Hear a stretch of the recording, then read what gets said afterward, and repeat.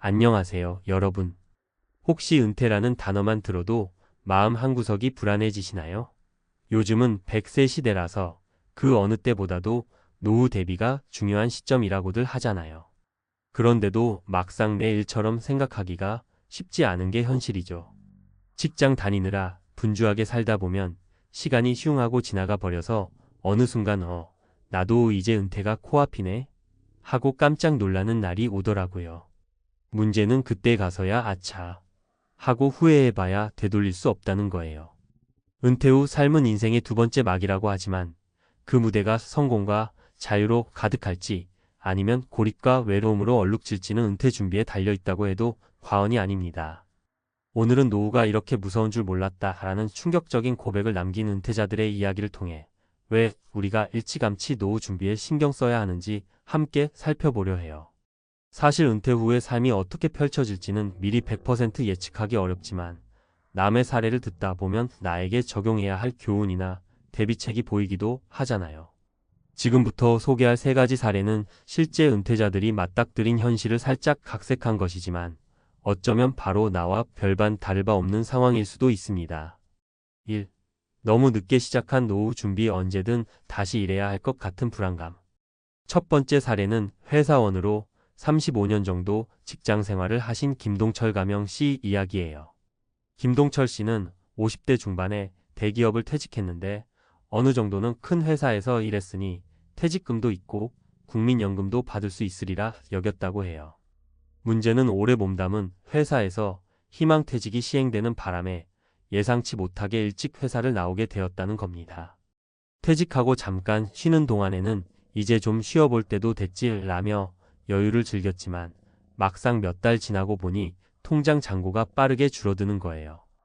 은퇴 후 집에서 쉬는 시간이 늘어나면서 의료비도 이전보다 더 들고 생활비나 자녀 결혼 지원 같은 돌발 지출도 만만치 않다는 걸 깨닫게 되었죠. 그래도 대기업 퇴직금이 있으니 어느 정도는 버틸 수 있지 않을까 하고 생각했는데 부동산 시세도 녹록지 않고 은행 이자도 예전만큼 안 나오다 보니 기대했던 수입이 쪼그라드는 걸 체감하게 됩니다. 김동철 씨는 결국 1년도 채 못 쉬고 다시 일자리를 알아봐야 했어요. 퇴직할 때는 여유롭게 취미생활하고 자유를 누릴 거야 하고 기대했는데 실제로는 불안감에 사로잡혀서 은퇴 이후에도 일해야 할 것 같은 압박감에 시달리고 있다는 거죠. 가장 큰 이유는 너무 늦게 시작한 노후 준비였다고 스스로도 인정하고 있답니다. 이 사례에서 얻을 수 있는 교훈은 가급적 빠른 시기에 연금이나 투자 등의 다양한 수입원을 마련해야 한다는 겁니다. 갑작스러운 조기 퇴직이나 예상치 못한 지출이 얼마든지 생길 수 있으니까요. 2. 자녀에게 퍼주다 보니 정작 노후는 텅텅 부모로서 당연한 일인 줄 알았는데 두 번째 사례는 박순영 가명 씨 부부 이야기입니다. 이 부부는 자식 농사가 삶의 전부였다 해도 과언이 아니에요. 자녀에게 좋은 교육 기회를 주고 스펙 쌓게 해주고 결혼 자금도 마련해 주면서 이게 부모로서 당연한 일이라고 생각했습니다. 문제는 그렇게 오랫동안 자녀 위주로 생활하면서 본인들의 노후 대비는 뒷전이 됐다는 거예요. 내가 벌어서 아이한테 투자하는데 무슨 잘못이 있어? 라고 생각하기 쉽지만 그게 너무 과하면 은퇴 후에 힘들어지기 딱 좋은 환경을 만든다는 것을 이 부부가 몸소 체험했습니다. 결혼 후에도 집 마련 도와줘야지, 손주 돌봄도 해줘야지 하면서 돈을 계속 쓰다 보니 정작 자신들을 위한 자금은 거의 남지 않았어요. 혹시 자녀에게서 매달 용돈을 받으면 되지 않느냐고요? 물론 자녀가 여유가 된다면 부모님께 생활비를 드릴 수 있겠죠. 하지만 현실은 결혼 후 각자 가정도 있고 학자금 대출 등으로 녹록지 않은 삶을 사는 자녀들도 많아요. 결국 박순영 씨 부부는 외식 한번 할 때도 눈치를 봐야 할 정도로 생활이 빠듯해졌습니다. 자녀만 잘 되면 된다고 생각했는데 이렇게까지 된 거 보니 마음이 복잡해요 라는 게 그분들의 하소연이죠. 이 사례는 부모와 자녀 사이에 균형 있는 재정 계획의 중요성을 깨닫게 해줍니다. 자녀에게만 올인하지 말고 스스로의 노후도 챙겨야 서로가 더 건강한 관계를 유지할 수 있어요. 3. 은퇴 후 사회적 단절 매일 아침 눈 뜨면 오늘은 어디에 전화 한 통 할 사람 없나? 마지막 사례는 김혜정 가명 씨의 이야기인데요.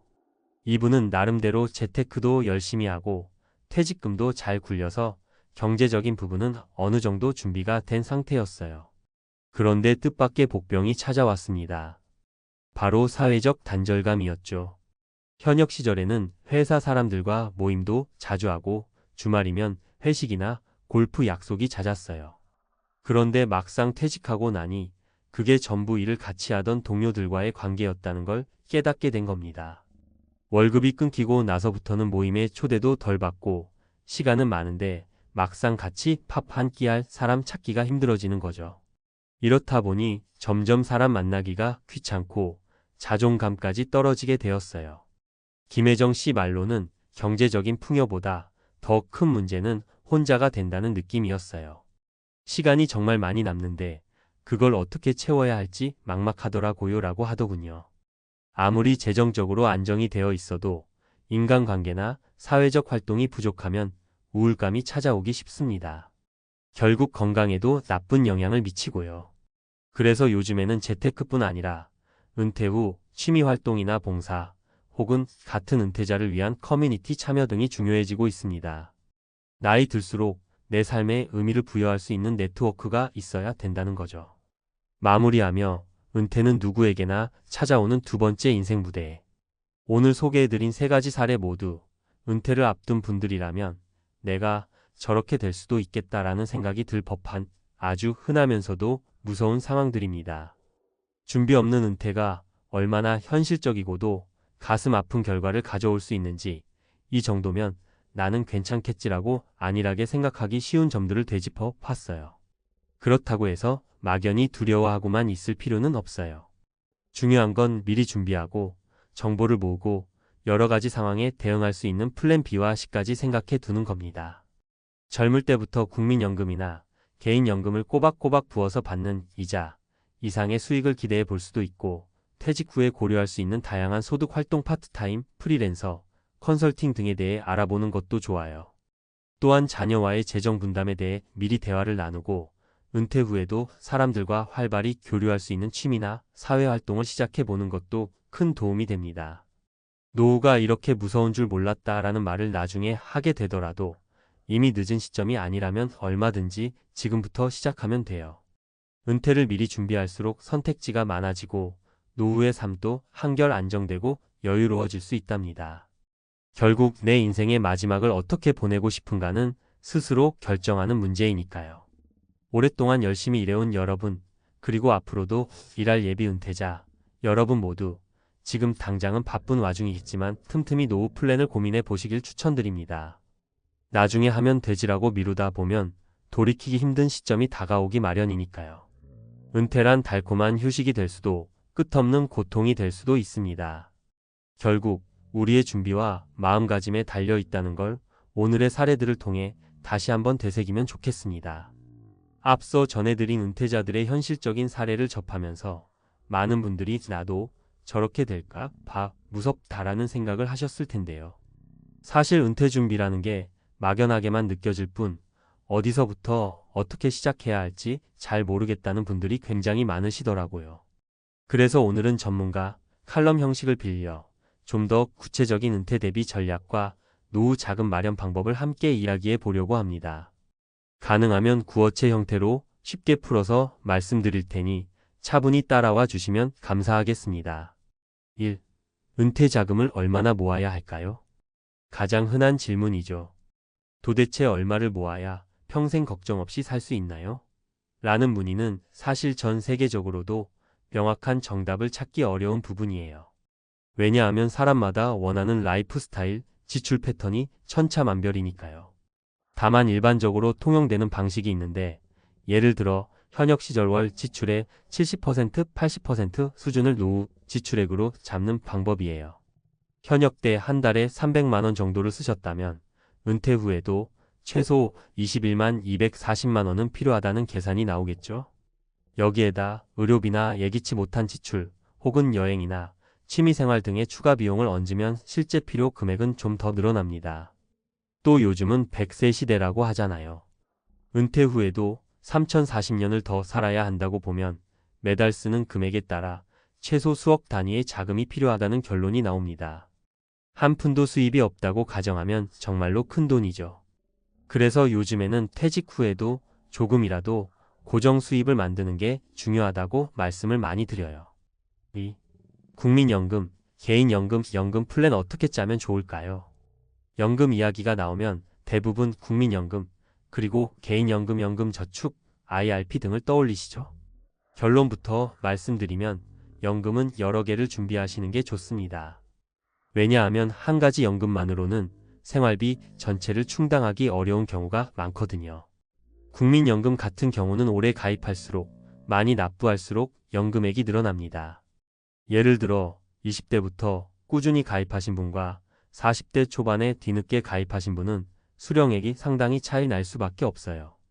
따라서 국민연금만으로는 내 노후 생활비를 다 감당하기 힘들다는 걸 전제로 보완책이 되는 개인연금이나 퇴직연금 DC형, DB형 등을 함께 운용해 주시는 게 좋습니다. 개인연금도 상품이 아주 다양하잖아요.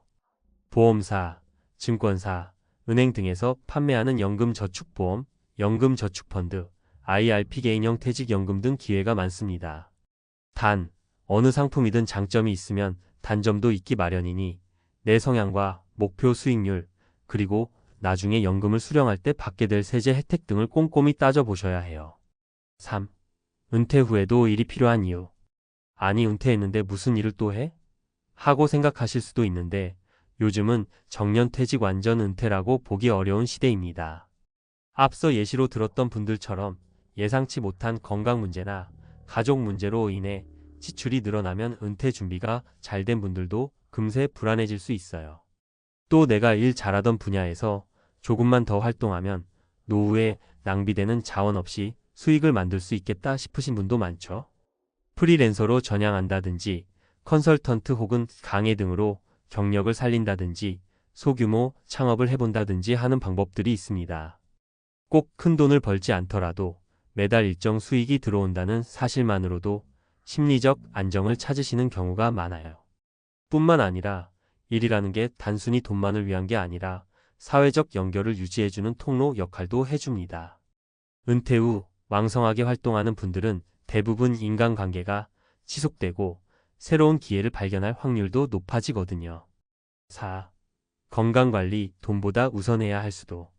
재정 전문가로서 말씀드리기 좀 민망하지만 사실 건강이 우선이지 않나요? 은퇴해서 돈은 좀 있어도 건강이 안 따라주면 결국 삶의 질이 떨어지게 마련입니다. 의료비가 왕창 들어가는 건 물론이고 우울감이나 소외감 같은 정서적 문제도 뒤따라와요. 그래서 가능하다면 현역 시절부터 규칙적인 운동과 식습관을 들이시는 걸 적극 권장드립니다. 아무리 바빠도 주 3회 정도 걷기나 가벼운 근력 운동을 해두시면 노후에 훨씬 수월하게 활동하실 수 있거든요. 그리고 은퇴 후에는 더욱더 매일의 생활 루틴 속에 건강관리를 녹여내셔야 해요. 건강한 몸을 유지하면 은퇴 후에도 좀 더 적극적으로 일이나 취미생활, 봉사활동을 할 수 있게 됩니다. 그게 사회적 관계 유지는 물론 재정 안정성에도 영향을 미친다는 점을 기억해 주시면 좋겠어요. 5. 인간관계와 커뮤니티의 힘. 은퇴자들이 겪는 가장 큰 어려움 중 하나가 관계 단절이라고 합니다. 예전에는 회사가 나의 커뮤니티 역할을 톡톡히 해줬잖아요. 매일 얼굴 보며 일하고 회식하고 사내 동호회도 있고. 그런데 퇴직하면 그 커뮤니티가 하루아침에 사라져버립니다. 그래서 은퇴 전부터 관심 있는 모임이나 동호회, 봉사단체, 종교단체 등에 미리 참여해 보시는 걸 추천드려요. 은퇴 후에도 꾸준히 만날 사람들이 있어요. 심리적 안정감을 느끼고 우울증이나 고립감을 예방할 수 있습니다. 예컨대 여행 동호회 같은 데에 가입하셔서 일주일에 한 번씩 산책 모임이나 등산 모임을 갖는다든지 독서 모임을 만들어서 함께 책을 읽고 토론을 한다든지 하는 식으로요. 이렇게 인간관계를 풍부하게 만들어두면 은퇴 이후에도 혼자 있는 시간이 너무 길고 지루하다라는 느낌이 훨씬 줄어듭니다. 그리고 사람을 만나다 보면 새로운 아이디어나 일자리 정보 같은 실질적인 도움이 생기기도 해요. 6. 자녀 지원, 적정선이 필요. 우리 부모님 세대는 자녀에게 아낌없이 퍼주셨는데 요즘은 왜 이렇게 각박하냐고 하실 수 있지만 이미 많은 전문가 분들이 강조하시는 부분이 있어요. 내 노후를 희생하면서까지 자녀에게 퍼주는 건 결코 이상적인 해법이 아니다. 라는 겁니다. 물론 경제적으로 정말 넉넉하고 자녀에게 모든 걸 해주고도 여유가 남는다면 큰 문제가 없겠죠. 하지만 대다수 부모님들은 그렇지 않잖아요. 앞서 사례에서처럼 자녀 유학비나 결혼 자금을 과도하게 부담하다가 정작 본인들은 은퇴 후 재정적으로 쪼들려서 다시 자녀에게 경제적으로 의존해야 하는 역전 현상이 벌어지기도 합니다. 궁극적으로 부모와 자녀 모두를 힘들게 만드는 상황이니 미리부터 자녀와 대화해서 재정 계획을 투명하고 솔직하게 공유해 보시는 걸 권유드립니다. 우리가 너한테 어느 정도까지만 해줄 수 있어. 그 이유는 내가 알아서 해야 해 이런 식으로 말이에요. 은퇴 준비는 자녀에게 무작정 희생하더라도 그 시간이 지나면 또다시 회복이 어려운 한정 자원이니까요. 7. 은퇴 설계 어떻게 시작하면 좋을까요? 자, 그렇다면 지금부터 당장 뭐부터 해야 할까요? 몇 가지 간단한 팁을 정리해 드릴게요. 현재 자산 파악부터. 내 통장에 얼마가 있는지, 부동산은 몇 채인지, 대출은 얼마나 남았는지 등 정확한 자산 부채 현황을 엑셀이나 노트에 적어보세요. 막연하게 한 2억쯤 있을걸? 이 아니라 매달 고정 지출과 수입 흐름까지 구체적으로 보는 게 중요합니다. 미래 지출 예측.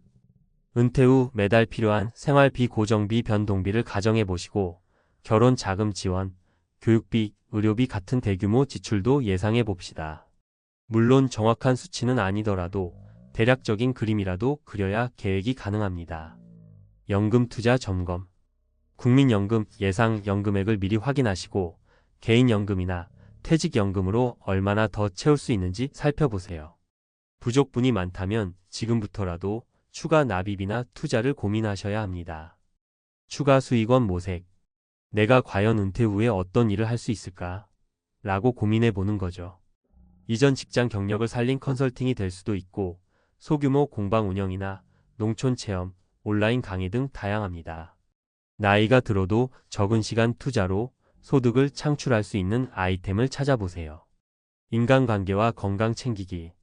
앞서 말씀드렸지만 이 두 가지가 결핍되면 노후가 쓸쓸해집니다. 퇴직 전에 미리 취미활동이나 봉사활동을 시작해두고 매일 30분 이상 걷기나 가벼운 운동을 습관화해보세요. 8. 마무리 평온한 은퇴 생활은 우리의 선택. 이번 전문가 칼럼에서는 노후가 이렇게 무서운 줄 몰랐다라고 외치는 은퇴자들의 현실 뒤에 숨은 메시지를 함께 살펴봤습니다. 사실 지금 우리가 내리는 결정들이 10년 뒤, 20년 뒤의 삶을 크게 바꿔놓는다는 걸 실감하기는 쉽지 않습니다. 돈은 눈에 잘 보이지도 않고 미래일은 불확실하니까요. 하지만 지금 이 순간에도 시간은 흐르고 있고 은퇴를 향해 한 발자국씩 다가가고 있다는 사실만은 변함이 없습니다. 조금이라도 더 일찍 은퇴 준비를 시작하면 나중에 우리가 선택할 수 있는 카드가 훨씬 많아질 겁니다. 반면 아직 멀었겠지 하고 방치하다가 나중에 한꺼번에 해결하려고 하면 그 부담은 훨씬 커질 거예요. 마지막으로 드리고 싶은 말씀은 은퇴는 인생의 끝이 아니라 또 다른 시작이라는 점입니다. 부정적으로만 볼 필요도 없고 호들갑 떨며 두려움에 떨 필요도 없어요. 준비만 잘 되어 있다면 새로운 일을 시작하고 여행을 다니고 좋아하는 일에 몰두하면서 삶을 되돌아볼 수 있는 멋진 기회이기도 하죠. 결국 우리에게 필요한 건 조금만 더 빠르게 체계적으로 준비하는 자세가 아닐까 싶습니다. 혹시라도 지금 내 상황이 많이 늦었다고 생각되시더라도 늦었다고 생각할 때가 가장 빠른 때라는 말이 있죠. 남은 시간을 최대한 효율적으로 써서 노후에 내가 진정 원하는 삶을 살 수 있는 발판을 만드는 일 결코 늦지 않았습니다. 오늘의 칼럼이 여러분께 조금이라도 도움이 되었길 바라며 앞으로 더 구체적인 재무 설계나 투자 전략 혹은 연금세제 관련 팁들이 궁금하시면 언제든 문의 주시고 함께 머리를 맞대 보시길 추천드립니다. 평온한 은퇴 생활은 결국 스스로 만들어가는 것이니까요. 긴 글 읽어주셔서 감사합니다. 버스 운전사로 35년 67세에 은퇴한 아버지의 충격적인 연금 첫날. 이 제목을 보니 가슴이 살짝 두근거리죠. 35년 동안 매일같이 새벽을 깨우며 승객들을 실어 나른 아버지. 그 손때 묻은 운전대, 익숙한 노선, 그리고 늘 마주치던 단골 승객들의 얼굴까지 그 모든 게 하루아침에 끝난 순간 어떤 기분이었을까요? 국민연금을 처음 손에 쥔 날 아버지의 표정은 어땠을까요? 어쩌면 설렘과 두려움이 뒤섞인 뭐라 형용하기 힘든 미소였을지도 몰라요. 은퇴는 누구에게나 큰 전환점이에요. 특히 오랜 세월 한 직업에 몸담았던 분들에게는 단순히 일 그만두는 것 이상의 의미가 있죠. 그건 마치 익숙한 무대에서 갑자기 내려오는 느낌 혹은 새 챕터를 여는 도전 같아요. 누군가는 은퇴를 꿈꿔왔던 자유의 시작으로 여기고 누군가는 갑작스레 찾아온 공백의 허전함을 느끼죠. 오늘은 이 아버지의 이야기를 시작으로 은퇴 준비와 은퇴 후 삶에 대해 깊이 파헤쳐 볼게요. 오랜 경력 끝에 은퇴한 분들이 어떤 마음으로 새 삶을 준비하고 또 어떤 선택으로 제2의 인생을 열어가는지 진솔한 사례와 함께 이야기 나눠볼게요. 본문 은퇴 준비와 제2의 인생 어떻게 맞이할 것인가. 1. 은퇴의 준비가 전부다. 은퇴를 앞두고 가장 먼저 떠오르는 건 뭐일까요? 아마도 돈, 그리고 그 다음은 시간일 거예요. 35년 버스 운전을 하며 국민연금을 꼬박꼬박 낸 아버지처럼 많은 분이 연금을 기대하며 은퇴를 준비하시죠. 하지만 연금만으로 모든 게 해결되는 건 아니에요. 은퇴 준비는 단순히 돈을 모으는 걸 넘어 내 삶을 어떻게 채울지 고민하는 과정이거든요. 내가 아는 한 분, 그러니까 김영수 가명 아저씨 얘기를 해볼게요. 김 아저씨는 62세에 공장 기계 엔지니어로 은퇴하셨어요. 30년 넘게 공장 라인을 지키며 기계를 손보셨죠. 은퇴 5년 전부터 아저씨는 연금만으론 부족하다는 걸 깨닫고 퇴직 후 생활비를 충당할 수 있는 소규모 투자를 시작했어요. 주식이나 펀드 같은 거창한 게 아니라 매달 소액으로 적립식 ETF에 넣는 거였죠. 그리고 은퇴 후에도 할 수 있는 일을 찾기 위해 지역 커뮤니티 센터에서 전기 기술 강의를 시작했어요. 이게 뭐냐면 아저씨가 가진 기술을 살려서 재능 기부처럼 시작한 건데 나중엔 소소한 강의료도 받게 되셨죠. 김 아저씨가 말하길 은퇴 전에 내가 뭘 할 수 있는지, 뭘 좋아하는지 정리해본 게 제일 큰 도움이 됐다고 하시더라고요.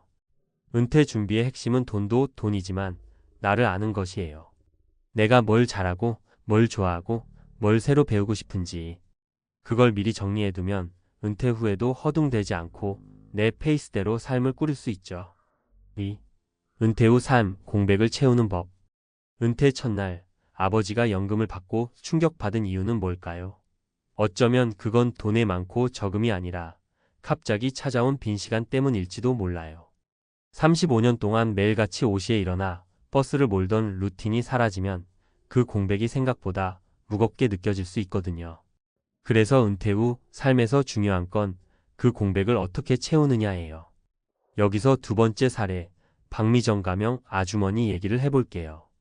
박 아주머니는 60세에 간호사로 은퇴하셨어요. 33년 동안 병원에서 환자를 돌보며 바쁘게 살았던 분이죠. 은퇴 후 처음 몇 달은 정말 힘들었다고 해요. 내가 아는 삶은 병원에서 환자랑 같이 호흡하는 거였는데 그게 없어지니까 내가 없어진 기분이더라고 하시더라고요. 그러다 아주머니는 우연히 지역 도서관에서 열리는 독서 모임에 가입했어요. 처음엔 그냥 시간이나 때우자는 생각이었는데 책 읽고 사람들과 이야기 나누다 보니 점점 삶에 활기가 생기더래요. 나중엔 독서 모임에서 만난 친구들과 함께 작은 봉사단체를 만들어 독거노인분들께 책 읽어주는 활동까지 시작하셨죠. 박 아주머니 사례에서 배울 점은 은퇴 후 삶은 새로운 연결에서 시작된다는 거예요. 일터에서 벗어나도 새로운 사람들과 새로운 활동을 통해 내 존재감을 다시 찾아갈 수 있죠. 그게 봉사일 수도 있고 취미 모임일 수도 있고 심지어 온라인 커뮤니티일 수도 있어요. 중요한 건 내가 뭔가를 시도해 보려는 작은 용기예요. 3. 제2의 인생 나만의 속도로. 은퇴 후 삶은 꼭 거창할 필요는 없어요.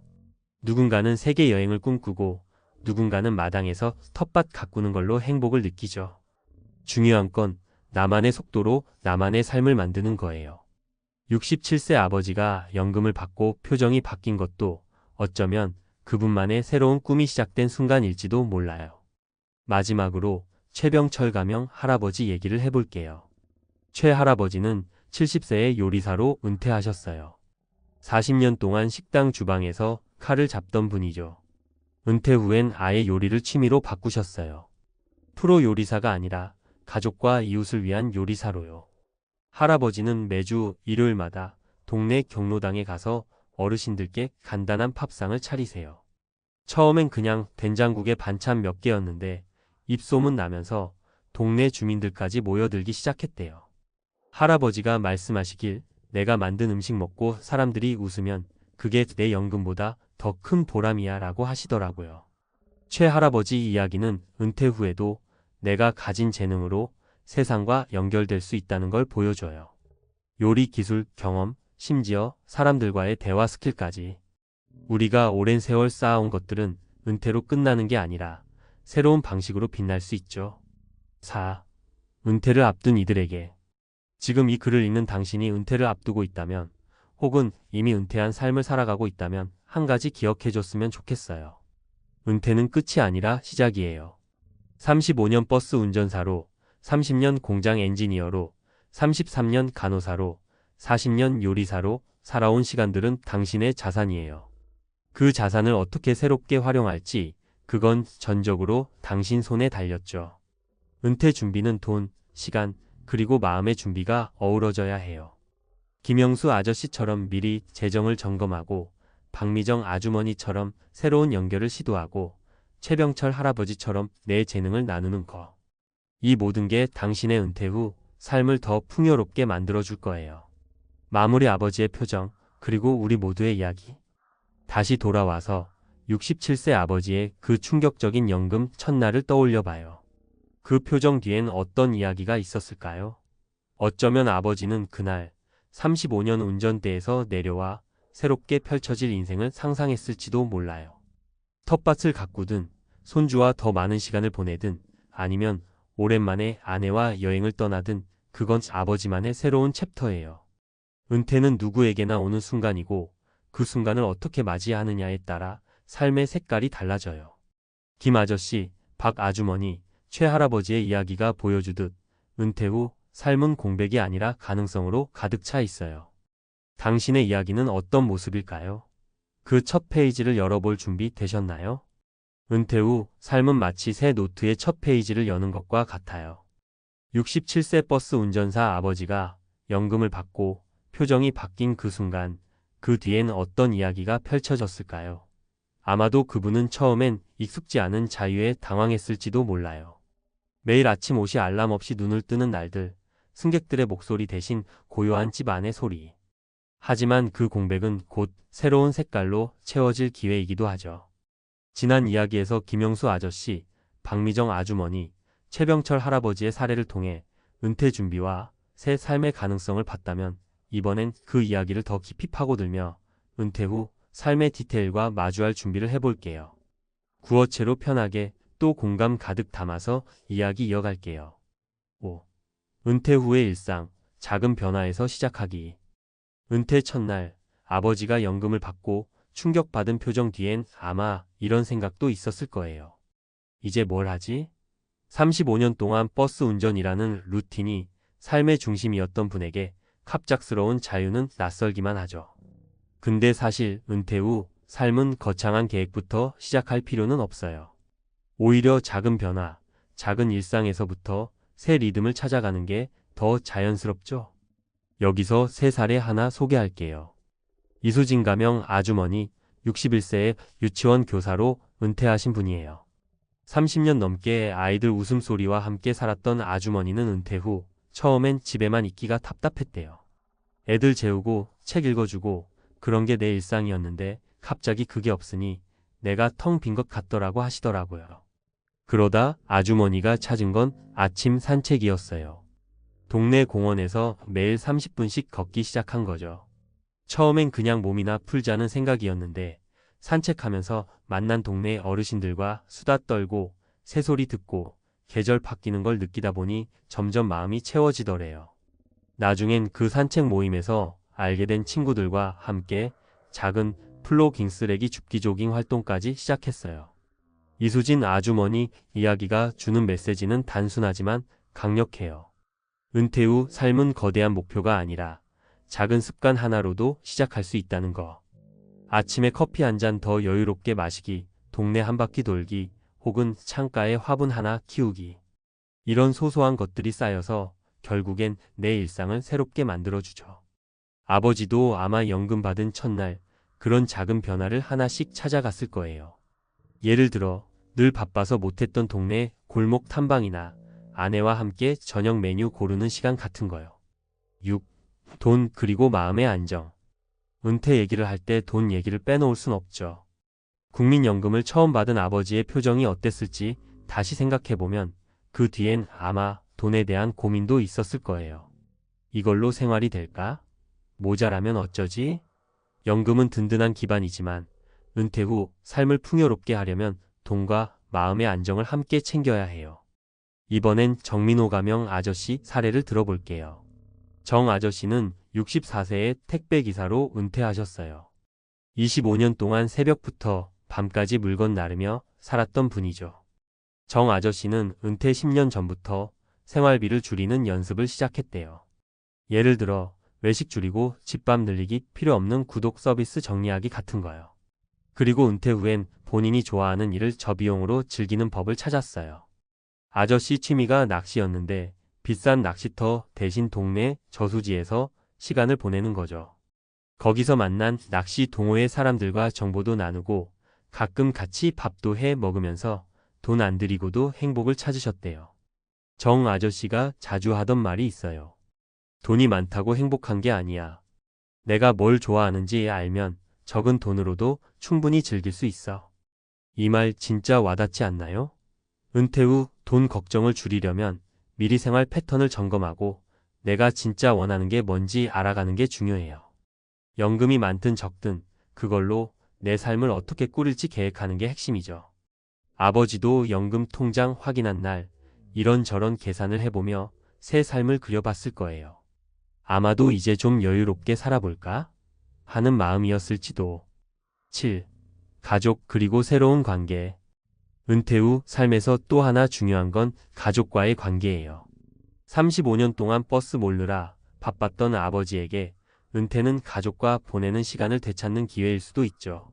근데 이게 생각처럼 쉽지만은 않아요. 오랜 세월 각자의 리듬으로 살아온 가족들이 갑자기 한 공간에서 시간을 많이 보내게 되면 오히려 갈등이 생길 수도 있거든요. 마지막 사례, 오경숙 가명 아주머니 얘기를 해볼게요. 오 아주머니는 63세의 백화점 판매원으로 은퇴하셨어요. 28년 동안 고객들 상대하며 정신없이 지내던 분이죠. 은퇴 후 집에만 있으니까 남편이랑 자꾸 부딪히더래요. 남편은 은퇴 후 집에서 TV만 보는 스타일이었고 오 아주머니는 활동적인 걸 좋아했거든요. 그러다 아주머니가 꺼낸 아이디어가 같이 뭘 해보자였어요. 부부가 함께 동네 문화센터에서 도자기 강의를 들어본 거죠. 처음엔 남편이 투덜댔지만 같이 흙 만지고 도자기 굽다 보니 대화도 늘고 웃음도 많아졌대요. 지금은 부부가 만든 도자기 잔으로 커피 마시면서 하루를 시작한다고 하더라고요. 오 아주머니 사례는 가족과의 새로운 연결이 은퇴 후 삶을 얼마나 풍요롭게 만드는지 보여줘요. 은퇴는 나 혼자만의 시간이 아니라 가족과 다시 가까워질 기회이기도 하죠. 아버지도 연금 받은 날 아내와 손주 생각하며 미소 지었을지도 몰라요. 이제 좀 같이 밥이라도 자주 먹어야지 하는 마음으로요. 8. 은퇴 후 삶의 균형 찾기. 이수진 아주머니, 정민호 아저씨, 오경숙 아주머니의 이야기를 들어보니 은퇴 후 삶은 결국 균형을 찾아가는 여정이라는 생각이 들어요. 나 자신을 위한 시간, 가족과의 관계, 그리고 돈과 마음의 안정. 이 세 가지가 조화를 이루면 은퇴 후에도 충분히 행복할 수 있죠.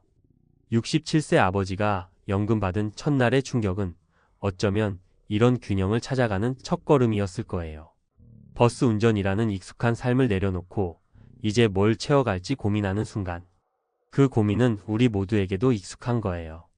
은퇴를 앞두고 있든 이미 은퇴한 삶을 살고 있든 중요한 건 지금 이 순간 내가 할 수 있는 작은 선택들이에요.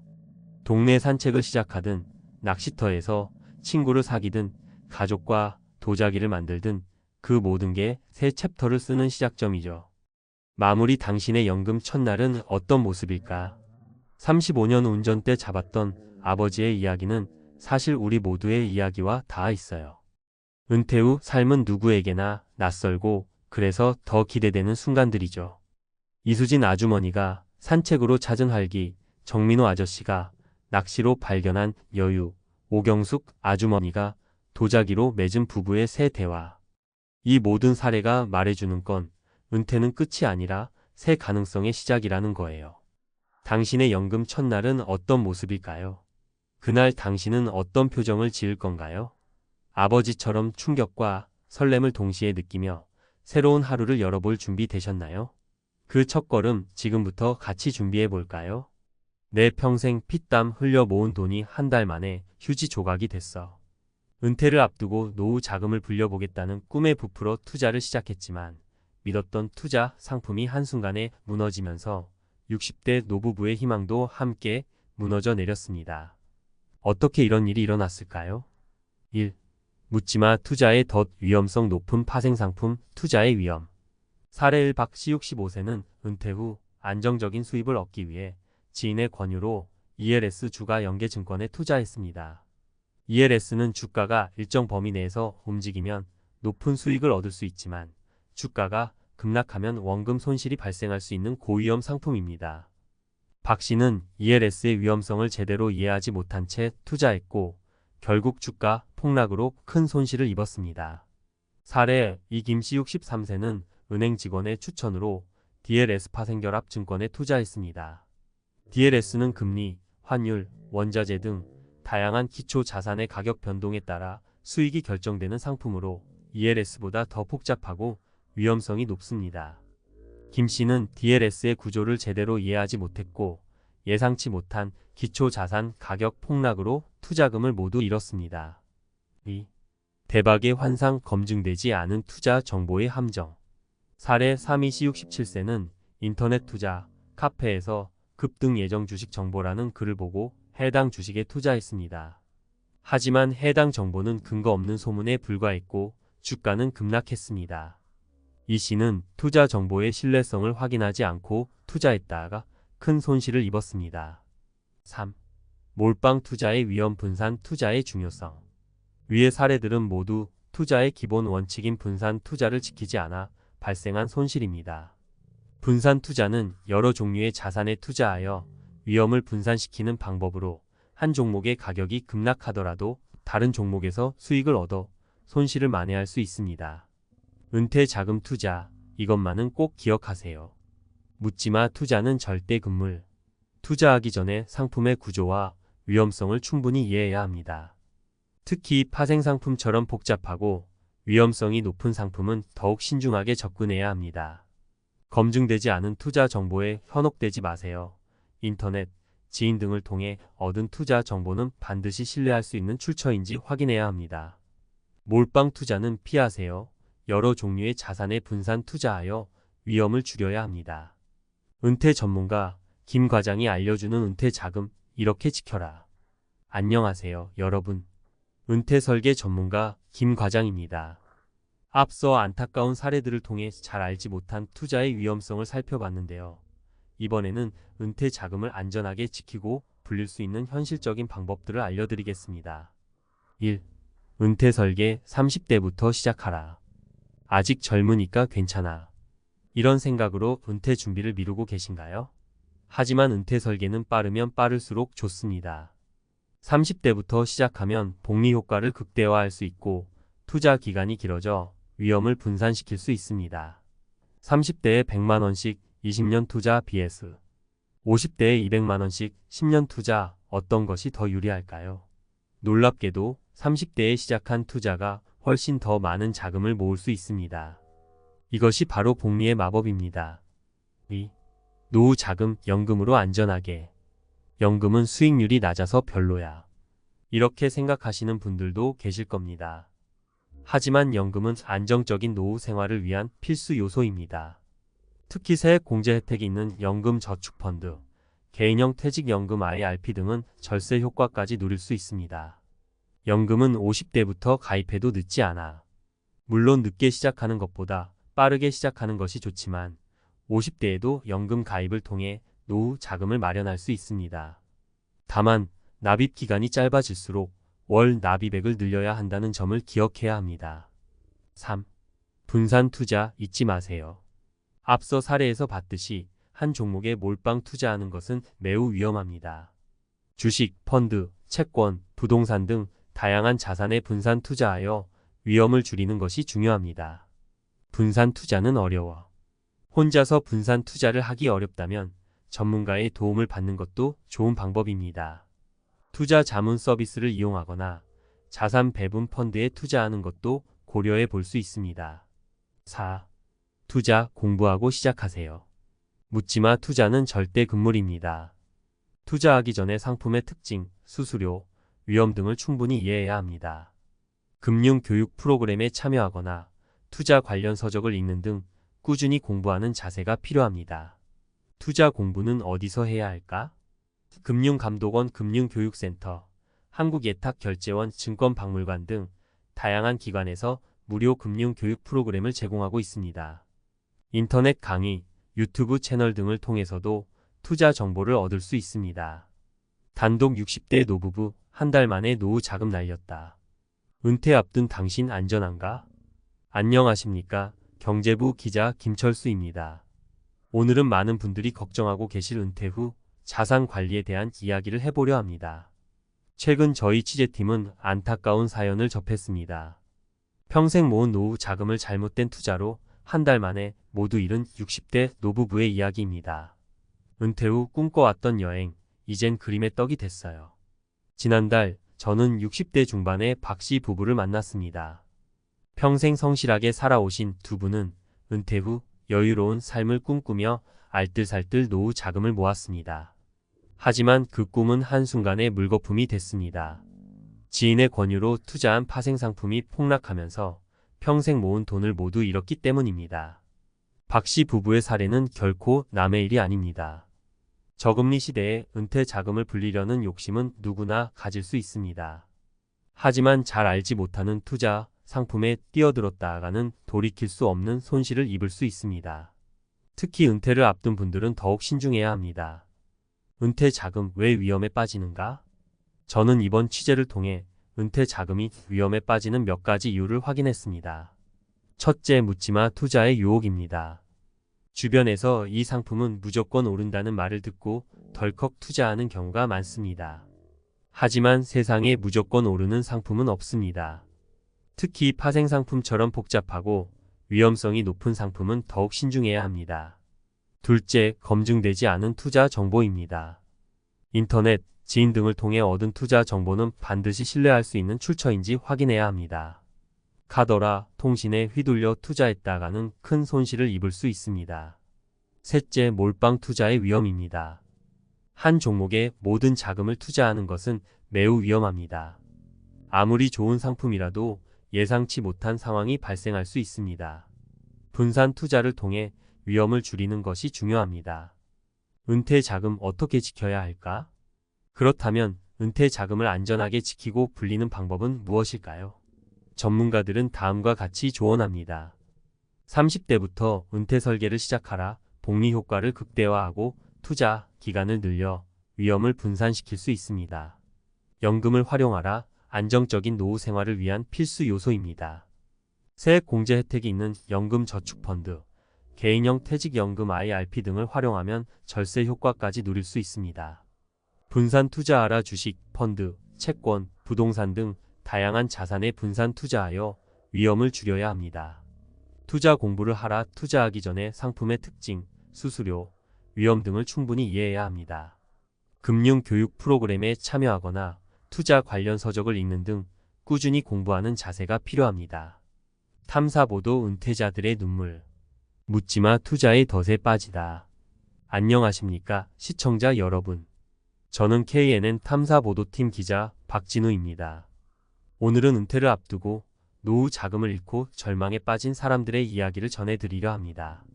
저희 취재팀은 최근 몇 달간 묻지마 투자의 실태를 파헤치기 위해 전국 각지를 돌며 피해자들을 만나고 전문가들의 의견을 들었습니다. 그 결과 우리 사회의 어두운 단면을 마주하게 되었습니다. 평생 모은 돈이 한 달 만에 사라졌어요. 저희가 만난 60대 김씨 부부는 퇴직 후 여유로운 삶을 꿈꾸며 30년 넘게 악착같이 모은 돈을 주식 투자에 쏟아부었습니다. 하지만 주가가 폭락하면서 순식간에 전 재산을 잃었습니다. 김씨 부부는 지인이 무조건 오른다고 해서 믿고 투자했는데 이렇게 될 줄은 꿈에도 몰랐다며 울먹였습니다. 김씨 부부처럼 묻지마, 투자로 피해를 입은 사람들은 전국에 수없이 많습니다.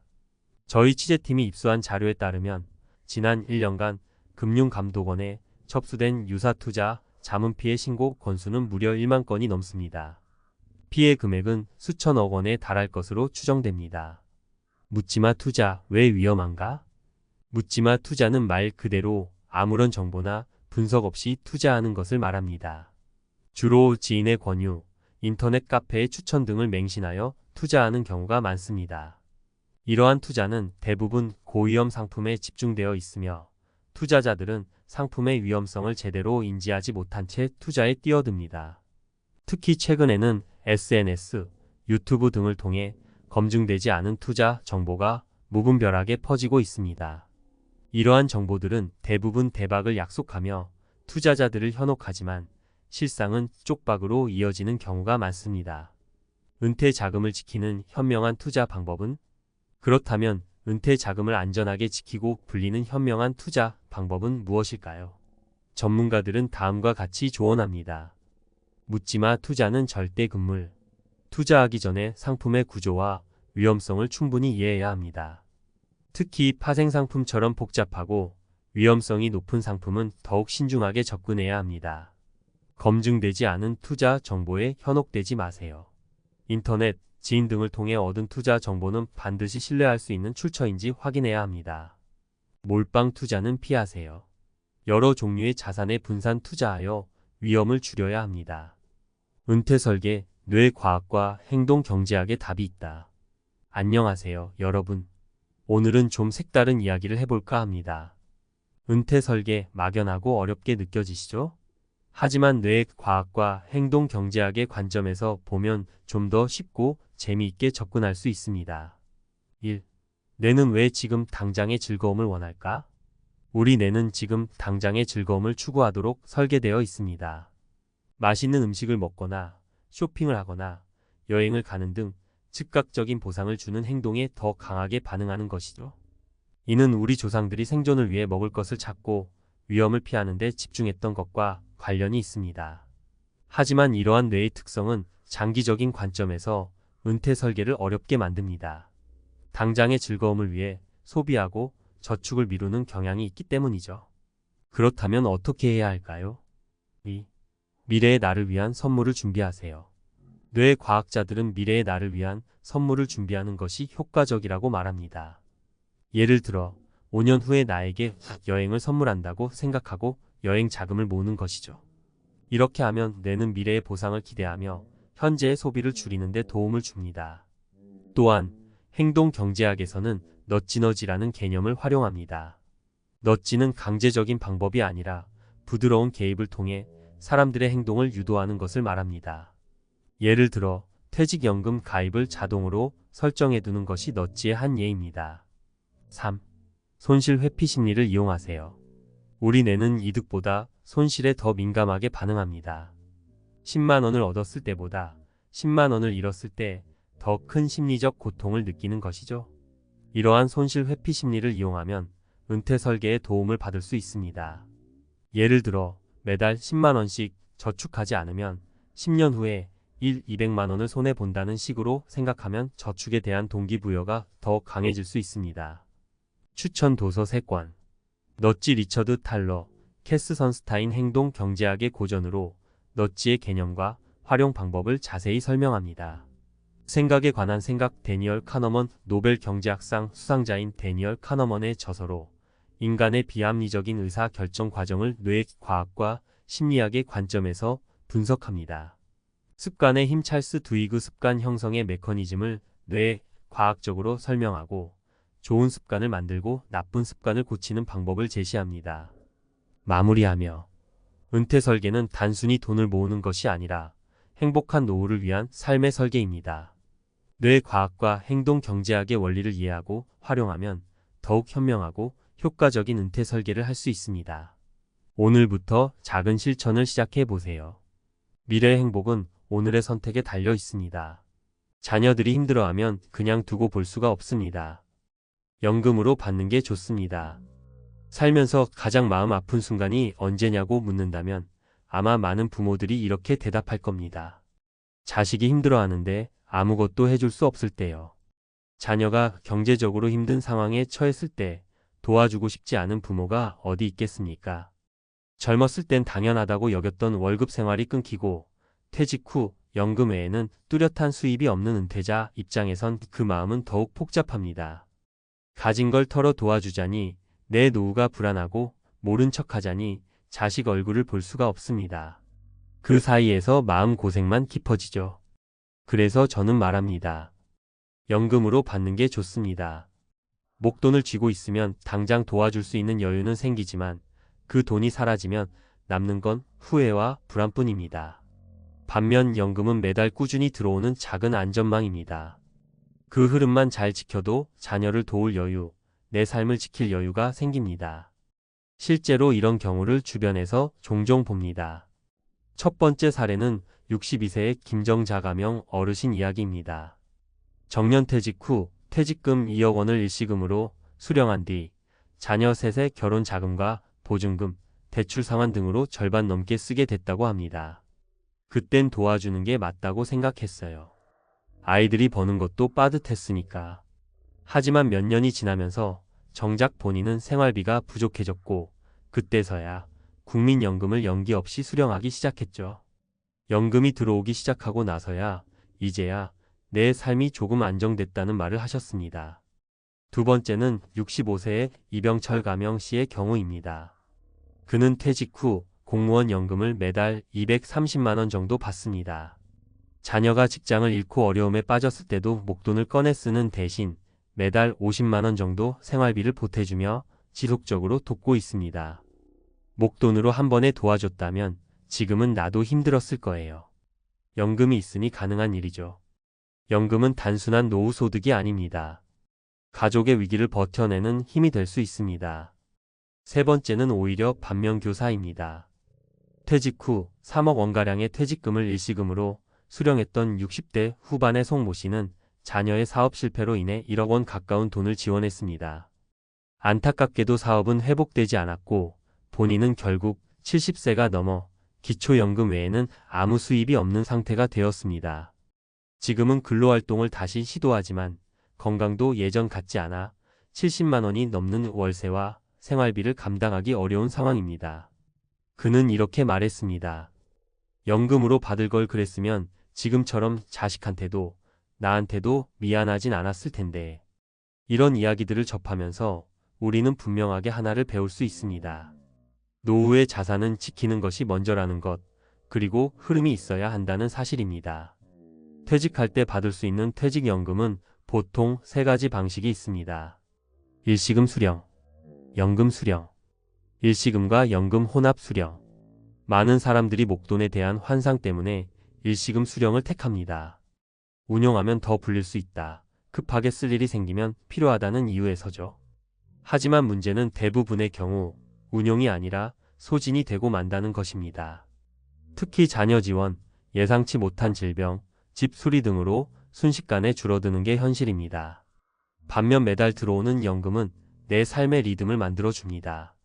한 달에 150만 원, 200만 원씩 고정적으로 들어온다는 것은 곧 심리적 여유입니다. 한 달에 30만 원 정도는 자녀에게 보태줄 수 있어 라고 생각하면 실제로 그 돈을 줘도 내 삶이 흔들리지 않지요. 반면 목돈으로 한 번에 2천만 원을 쥐어주면 다시는 회복이 어렵습니다. 도움은 지속성이 있을 때 효과적이지 소진되면 후회만 남습니다. 물론 자녀가 힘든데 가만히 있자는 얘기가 아닙니다. 도와야죠. 하지만 지속 가능하게 도와야 합니다. 그래서 연금은 그 자체로 자녀를 위한 보험이기도 합니다. 만약 연금 수령을 앞두고 있다면 꼭 전문가와 상담해 보세요. 국민연금은 연기하면 수령액이 최대 36%까지 올라갑니다. 퇴직연금도 연금형 수령 시 세제 혜택을 받을 수 있고 55세 이상이면 연금 계좌로 이체 후 자율적으로 수령 시기를 조정할 수 있습니다.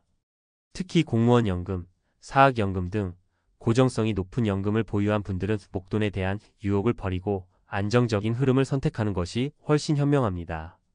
그리고 무엇보다 중요한 건 자녀와의 기대 조절입니다. 부모가 도와줄 수 있는 범위는 내 여유 범위 내여야 하고 그것이 끝없는 희생이어선 안 됩니다.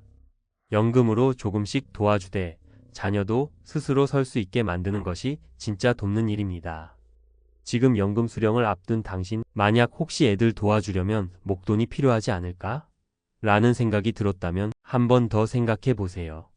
자녀가 정말 필요로 하는 건 목돈이 아니라 지속적으로 버텨줄 수 있는 부모의 안정감입니다. 연금으로 받는 것이 결국 자식에게도 나에게도 가장 좋은 선택이 될 수 있습니다. 흐름은 곧 힘이고 꾸준함은 곧 신뢰입니다. 그 믿음의 기반이 되어주는 것이 바로 연금이라는 사실 잊지 마세요. 많은 분들이 연금 수령을 앞두고 고민하십니다.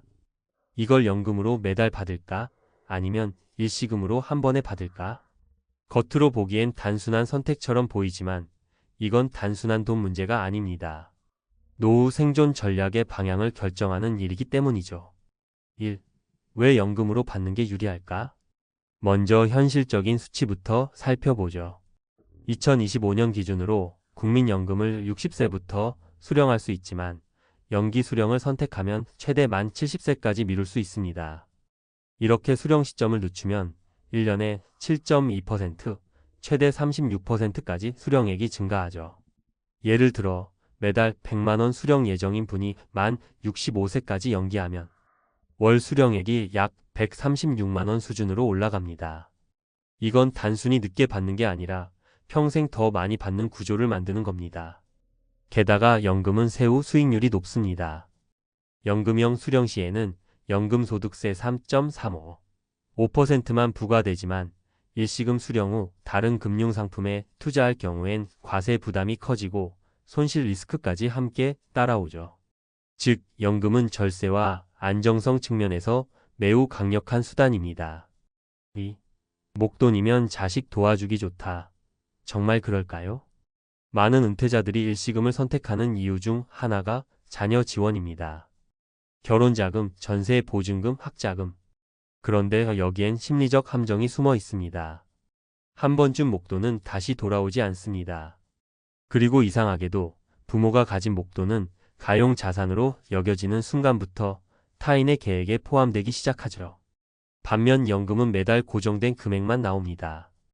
이건 곧 자녀에게도 기대치를 조절하게 만드는 장치가 됩니다. 엄마 아빠는 매달 150만원 연금이 전부야. 그 이상은 어렵다. 이렇게 되면 자녀도 현실적으로 요청을 줄이고 스스로 설 수밖에 없죠. 사실 많은 전문가들이 강조합니다. 부모가 지나치게 희생하면 자녀의 자립 능력까지 빼앗을 수 있다. 연금은 적절한 심리적 거리두기와 지속 가능한 지원을 동시에 가능하게 하는 도구입니다. 3. 연금 수령 이렇게 준비하세요. 실제 수령 전략에 대해 좀 더 실용적으로 정리해 드릴게요. 수령 시기 조정 전략. 만약 여유가 있다면 국민연금은 15년 연기해서 수령액을 늘리는 걸 고려해 보세요. 특히 건강 상태가 좋고 부모님도 장수하셨다면 수령 총액에서 유리해집니다. 퇴직연금은 연금형으로 전환. 퇴직연금 DC형, DB형, IRP는 일시금으로 받을 수 있지만 IRP 계좌에 넣어 연금처럼 분할 수령하면 세금이 확 줄어듭니다. 얘 IRP에 넣고 10년 이상, 만 55세 이후 수령 시 3.35%의 낮은 세율 적용. 연금 수령 자산 흐름 만들기. 매달 200만원 국민연금 외에 소형 월세 수입 50만원, 배당 20만원 등 복수의 현금 흐름을 만드는 것이 핵심입니다. 연금만으로는 부족한 생활비를 보완하고 자녀 지원도 가능해집니다. 주의할 점도 있습니다. 목돈 유혹주의 자녀가 사업에 쓰겠다, 급하게 필요하다 해도 목돈은 반드시 상한선을 정해두고 원금 회수 계획이 있을 때만 부분 지원하는 게 안전합니다. 연금형 수령 구조 만들기 IRP, 연금 저축 등으로 연금 구조를 강화하는 것이 핵심입니다. 보험사 연금 상품도 사업비와 수령 개시 나이를 꼼꼼히 확인해야 합니다. 기대 수명 고려, 지금은 65세 이상이면 평균 기대 수명이 20년 이상입니다. 그만큼 돈이 오래 필요하다는 뜻입니다. 매달 안정적으로 들어오는 연금은 장수 리스크에 대비하는 유일한 수단입니다. 결론적으로 연금은 단순한 돈 받는 방식의 문제가 아닙니다. 이건 내 노후를 지키는 생존의 기술이고 자녀와의 건강한 거리두기를 위한 전략입니다. 한 달에 150만 원이든 200만 원이든 꾸준히 들어오는 돈이 있다는 것. 불안한 세상에서 가장 든든한 방패입니다. 그리고 이 방패는 자녀를 도울 수 있는 기회도 지켜줍니다. 목돈을 한 번에 던져주는 게 진짜 도움이 아니라 오래도록 곁에 머물며 지켜볼 수 있게 해주는 흐름이야말로 부모가 줄 수 있는 최고의 선물 아닐까요?